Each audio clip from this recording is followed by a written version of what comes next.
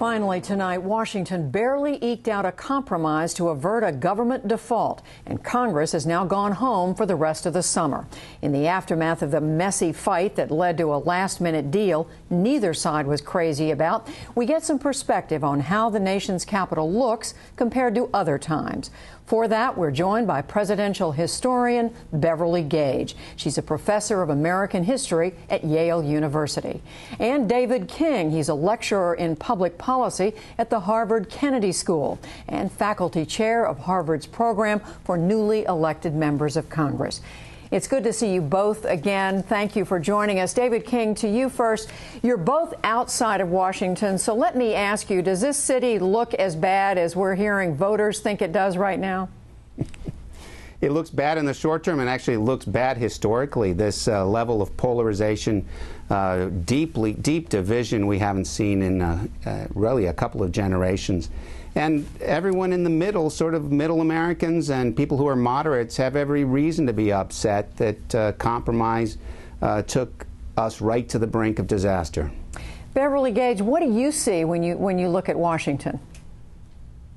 Well, I see both a sort of momentary crisis that hopefully has now passed, though it's anybody's guess for how long.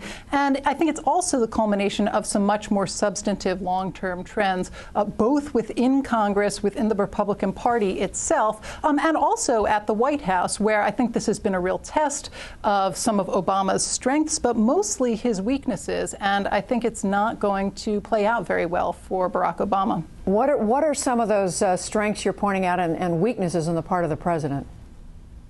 Well, I think Obama came to office with a real moment a few years ago. In fact, I happened to be looking back at an old issue of Newsweek from early 2009, and it seemed incredible to me, but the headline on the cover of Newsweek was, "We are all socialists now." And this was just a couple of years ago. It's almost impossible to believe that that was really the case. And I think Obama had a moment when he came to office, when he had both houses of Congress, in which he could have mobilized people around a different sort of economic agenda, certainly than we're seeing now, or even that he himself attempted to put into play when he came to office. And one of the things that's really astounding is how quickly that moment has passed and where we see ourselves 2 years out from that moment. David King, dissect a little bit of what you see going on now, and how does that compare with what presidents have faced in the past? Well, of course, the thing that intervened between 2009 and today is the elections of 2010, an off-year election in which very few voters actually voted in the primaries. So you had only 16.8% of eligible voters voting in the primaries. And today we have the Congress that is very representative of the folks who are actually involved in that election. We've seen a real trend from the 1970s to present with ever-increasing levels of polarization. This is a very difficult country to govern. And the last time we saw these kinds of levels of polarization were in the 1920s, and then before that in the late 1850s, and before that in the 1820s. So we're approaching the fourth epoch of deep division and polarization. We're not sure what's going to happen to our institutions. The 1920s, so you're saying it hasn't been this bad in 90 years? Well, if one looks at the Democrats versus the Republicans and how solid they are one against the other, yeah, that's where we are. We haven't seen this since the 1920s. And if you expand it further and look at every state legislature for which we have data, we've seen a continuous increase in polarization, Democrats versus Republicans, refusing to get along, unable to get along, since the early 1970s. So we're at a moment. We don't know where we're going to go. Is there any moment, Beverly Gage, that you could compare this to, or does it just stand out on its own?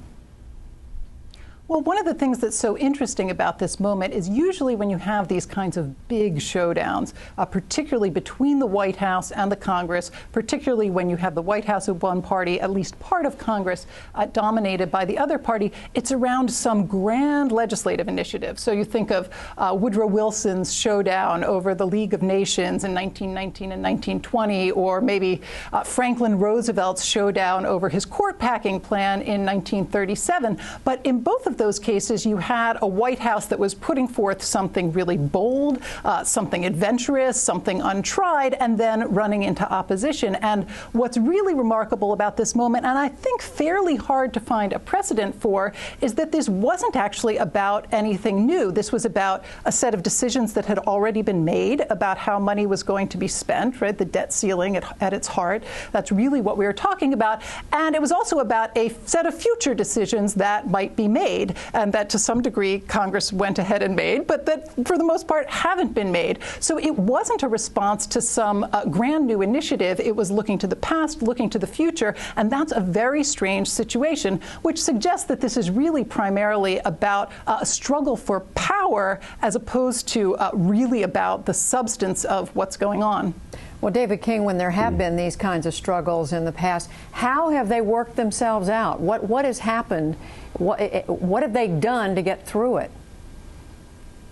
Well, from the point of view of polarizing political parties, in 1828, there was, of course, the creation of the Democratic Party, a mass-based party with President Andrew Jackson.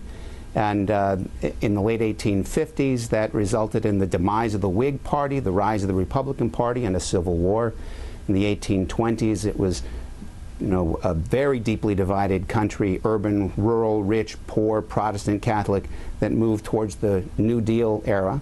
And I think now we do actually have something that is a big question, and that is, what's the proper role of government? Is the current version of government sustainable at all? I think that's what we're really trying to address, and the Tea Parties or the Democrats, the liberals and conservatives, they're grappling with some of the most important and fundamental questions that were left by our founders. What's the right role for government going forward? And one hopes we're not heading for another civil war. Beverly Gage, what do you see in the past in terms of anything to give us hope for how this is going to resolve itself, or not? Well, I think it's hard to quite see, as I said, an entirely similar situation in the past. I mean, I think David is right.